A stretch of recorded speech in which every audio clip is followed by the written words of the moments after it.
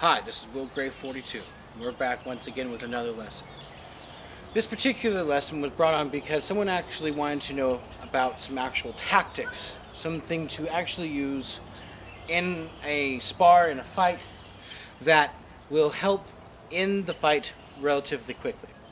So today what we're going to do is that we're going to focus on short strikes of the attacking arm. Now, in a regular ready position, the attacking arm is the arm that he's attacking with. Now, instead of starting your attack where you pull away and then bring in for another block and then you pull away and come in for another strike, we're talking about quick attacks. Now, so how fast is fast? About that fast. So what you have to bear in mind is now what I'm doing is now I'm pushing against his blade.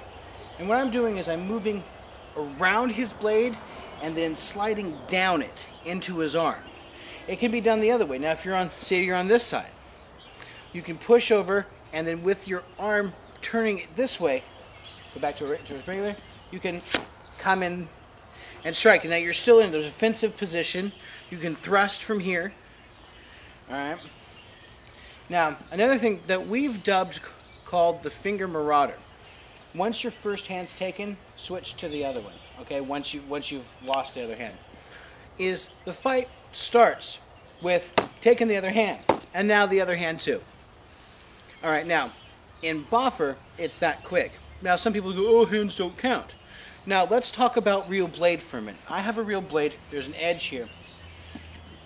All right. First of all, what I'm doing is I am coming across his hand, and it's not going to be just a bip. At that point, you're going to pivot with your body. Now, what I mean by pivot is you're not going to just use your arm. You're going to use your body as you move. Now, moving your body is also going to put you at a side angle. As you go, you're going to turn. It's going to put your body to a side angle to them, giving them less of a target. Now, as you do that, all right, as you turn, all right, you have now pushed their blade over just slightly. You've used your whole body to move it just this far. As you reset, take your hand from a hilt is up, hilt is down, blade is up position to the inverse. So now the blade is, the hilt is higher than the blade, and then just slide down that blade. Try to do it with one fluid action. It's just, come in and move over.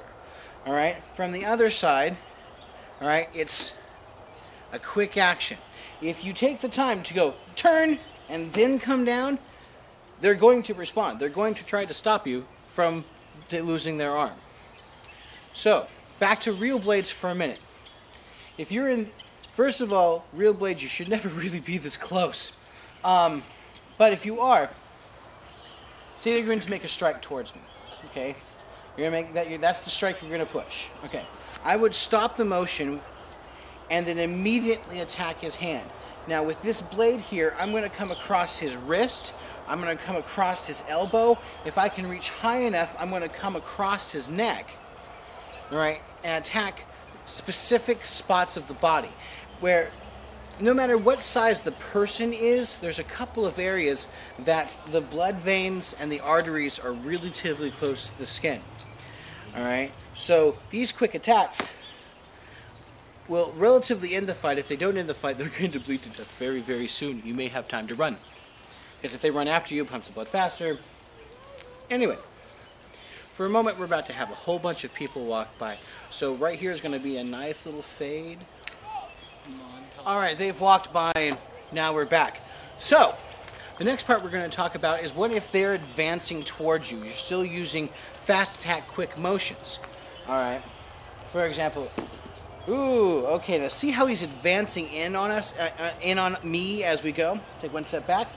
We're using a fast attack method. As you do that, you move the sword out of the way, and now you have them. They're up close enough, you can just zit, zit, zitch, and it's over.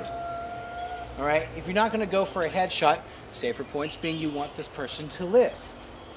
Alright, as they come in with that strike, you can use an inverted system and come up through their chest, come through their torso, cut into the side, you can cut into the hip, you can just hobble them so they can't walk anymore. And now with this, you have to remember, you make the block with the strike, and you'll be turning your wrist as you do that. So you turn into the block, and then you come back with the blade on your strike. Alright. This is going to be a little bit quick, but you'll appreciate this about quick attacks. Using the same basic 10 strikes, but focus it now on a smaller target. Welcome back. Hopefully that was helpful for you, so you were able to understand how to use quick movements and targeting on a smaller scale.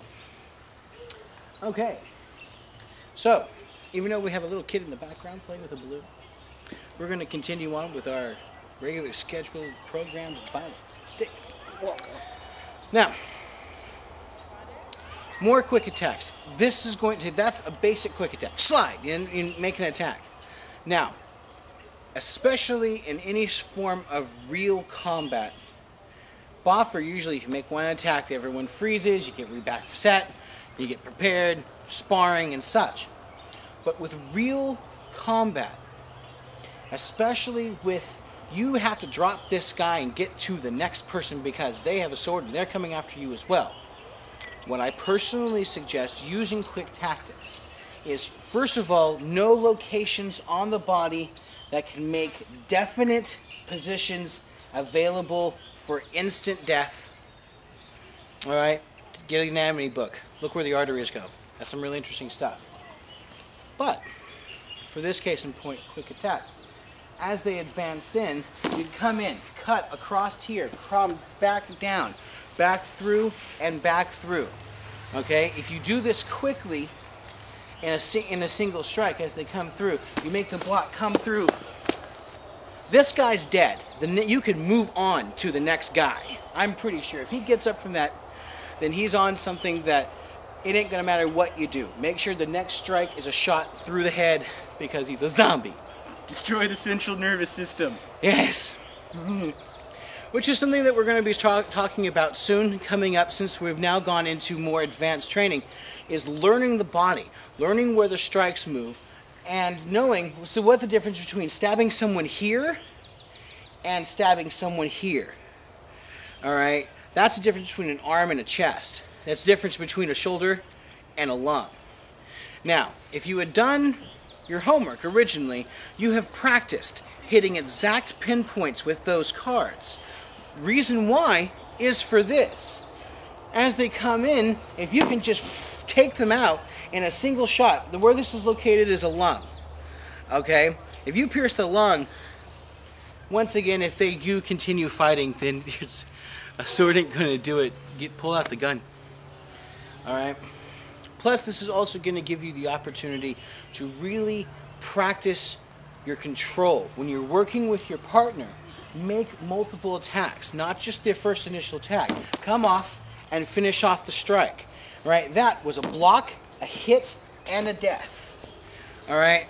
It will help you learn how to control multiple shots. So that's what we're going to be working with today. Good luck to you. I'm Sir Will of Grey. This is Sir Michael of Grey. Thank you much.